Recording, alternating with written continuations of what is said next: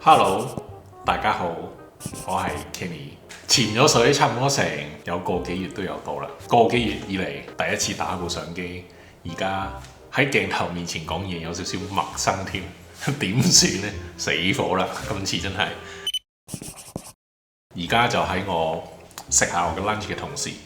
就打部相機同大家 say 個 hello 啦。咁啊，因為真係好耐冇拍過片，同埋講下少少嚇最近忙緊啲乜嘢，嚟緊幾個月會有啲咩搞，少少一啲近況分享咁樣啦。其實冇乜特別嘅呢條片，但係都有少少嘢可以同大家分享咁樣嘅。咁我應該由邊度開始講嘅呢？應該可能翻去大概7月頭開始講起啦。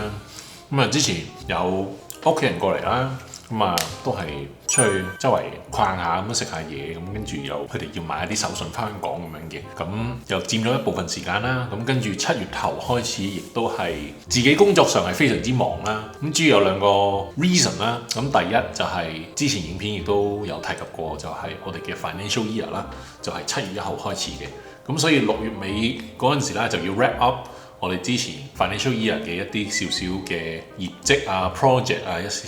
啲 update 咁樣啦，咁跟住新嘅 financial year 就要開始定一啲 target 啊，所以喺工作上都係有少少不停咁樣開會咁樣，亦都係少少頭大大地咁樣嘅。咁跟住同埋我哋7月亦都係開始 field trip 嘅 season 啦。咁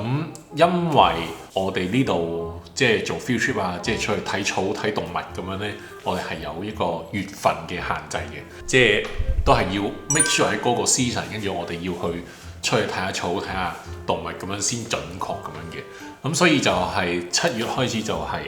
field trip 嘅 peak season 啦。咁但係其實我自己就唔係專係睇草睇動物嗰啲嘅，咁我自己就係 environment team，咁隔離 ecology team 先係睇草睇動物嗰啲嚟嘅。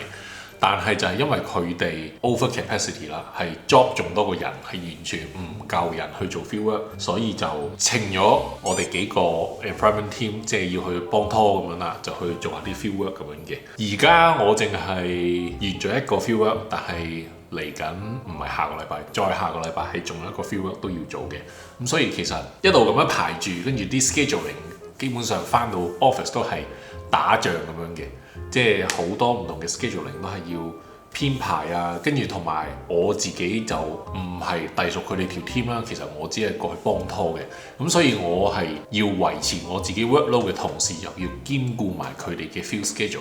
咁所以就係兩方面不斷係咁 adjust 唔同嘅 schedule， 跟住又要自己 update 自己個 boss， 又要同人哋隔離個 team leader 去 work out 個 schedule 咁樣呢，所以就真係 scheduling 嗰方面真係有啲問題嘅，嗰度係。咁所以呢，就喺工作上方面啦，咁就其實就係咁嘅情況啦。咁所以就冇乜話什麼咩大問題嘅，但係就好多小事咧就搞到頭大啦。咁同埋之前啦，香港 DSE 放榜嗰陣時啦，咁就有好幾個學生咁樣就特登喺 Instagram message 我，就問我喺澳洲讀 environmental science 係點樣㗎？咁第時出嚟揾到啲咩工啊？咁樣等等嗰樣嘢嘅。咁我亦都有解答啲學生嘅問題啦，即係因為始終即係唔好話香港啦，即係亞洲人對 environmental science 呢個科嘅一啲認知其實都唔係好多，即係 even 我嗰陣時讀都係即係外國人嘅比重係比較多，就好少亞洲人去讀呢科咁樣嘅。咁所以就我係諗住會拍一條片係專講 environmental science 啦，即係到底我哋入咗去出嚟會有啲乜嘢工種做啊？咁同埋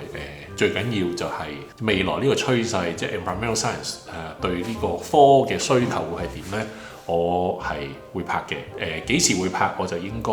近排唔會拍住，因為而家大學已經開學啦，咁同埋亦都唔係一啲揀科嘅 peak season，咁或者可能到時11月啦，即係當大家呢度嘅 high school 考完試嗰陣時，我就會拍一條片，就同大家去講解下啦，即係 environmental science。呢個科有啲乜嘢出路啊？即係啲路向咁樣，就唔想話俾 guidance 各位啦，即係少少分享下自己嘅經驗，希望對大家有啲幫助啦。咁因為而家我係非常之忙，工作之餘，亦都係嚟緊9月係會去旅行嘅。咁所以而家拍片嘅日子係8月24號，咁所以喺唔夠1個月嘅時間啦，應該喺呢條片出咗街之後冇幾耐嘅時間啦，9月中係會去旅行嘅。所以而家就係忙緊自己工作之餘啦，亦都係忙緊自己 finalize 自己嘅行程啦，同埋少少一啲preparation 咁樣嘅。咁就啱啱今日呢，我就喺呢個 Travelers 嗰度呢，就唱咗啲美金。呢度係我唱咗650蚊美金，大概1000蚊澳紙到。到陣時啦，我就主要係用卡多嘅，即係 overseas 我會用卡多，咁 cash 都係只係傍身咁樣啫。咁我呢個 Travelers 啦，咁我就喺 Carousell 嗰間啦，就 pick up 嘅。咁有一樣嘢好特別嘅咧，就係原來佢網上 reserve 嗰個 rate 咧係平過你自己去 walk in 嘅。咁我上網嗰個 rate 咧係差唔多去到0.65咁上下嘅。但係你 walk in 嘅話啦，最好嘅 rate 都係0.635咁樣，即係其實就唔係好多嘅。咁但係如果你唱幾百蚊嘅話啦，咁其實已經爭咗 maybe 20-30蚊左右。咁其實有啲錢喺度啦，即係有啲 difference 啦。咁因為我喺澳洲唱外幣啦，係真係第一次，所以我唔知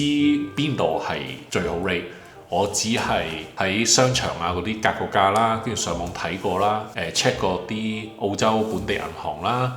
亦都去 Northbridge 唐人街佢有啲找換店咁樣，亦都睇過。咁但係最好嘅 rate 啦，都係喺 Travelers 上網 reserve， 跟住大概等1個禮拜啦，就可以去門市 pick up 咁樣嘅。咁唔知大家有咩好路數係邊度唱外幣係最抵咁樣啦？咁如果大家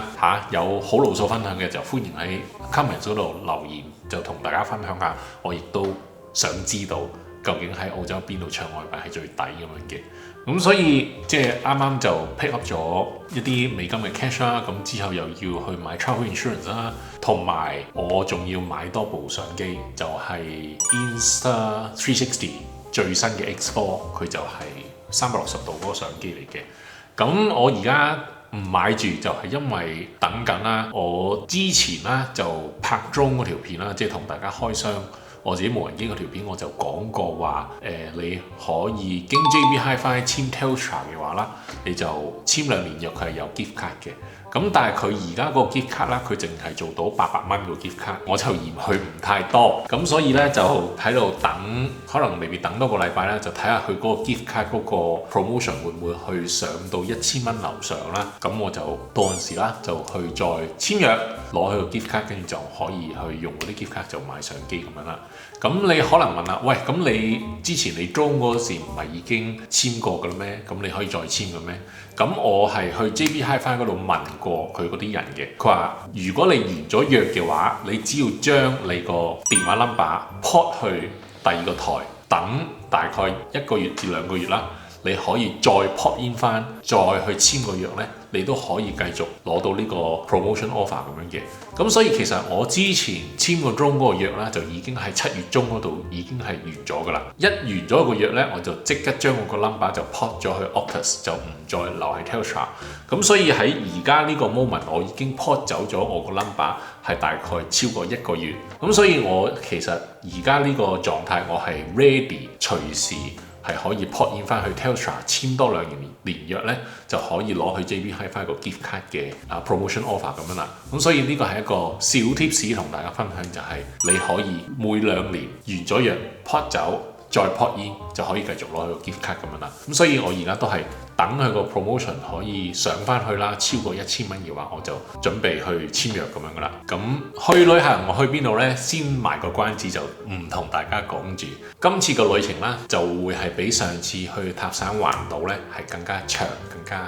刺激嘅。咁呢個係我唯一一個劇透同大家可以分享咁樣啦。咁所以就喺未來呢1-2個月啦，你係可以 expect 到係開始有新一系列嘅旅行片出咁樣啦。咁同埋啦，我就近排應該唔係近排，琴日就試翻行啦，我就終於幫自己開翻個 Thread 啦。咁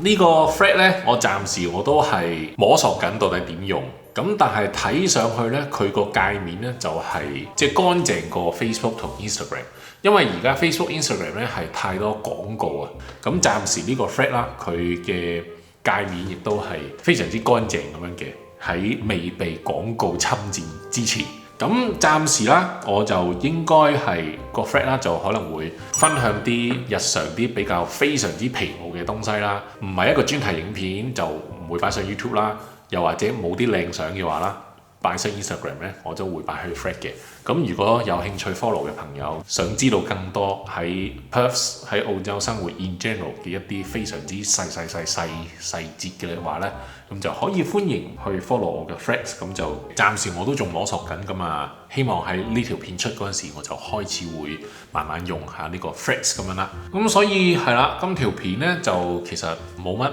啲特別啦，即係你都見到我之前嘅影片都好少出街，主要都係想儲下啲錢，儲下啲旅費咁樣嘅。咁同埋近排啦，就有少少打敗仗，飲緊中藥，睇唔睇到啊？苦茶。咁就因為之前咧就感冒咗一排啦，跟住就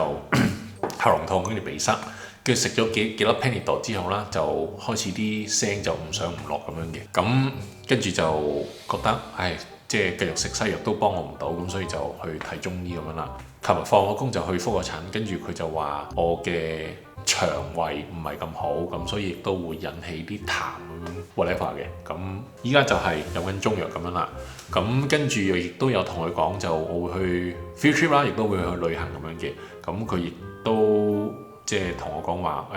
你去旅行之前就幫你調理下，整好個腸胃，咁就 make sure 我自己係一個 good condition 咁樣去旅行咁樣嘅。咁所以就而家就少少戒口咁樣，就唔可以出街食多啲嘢咁樣啦。咁好啦，咁我今日呢條片就嚟到呢度啦。咁嚟緊呢1-2個月嘅 schedule 啦，即係影片上嘅 schedule 應該會比較疏啲，咁就可能會潛水一大部分時間，跟住就上翻水咁樣嘅。咁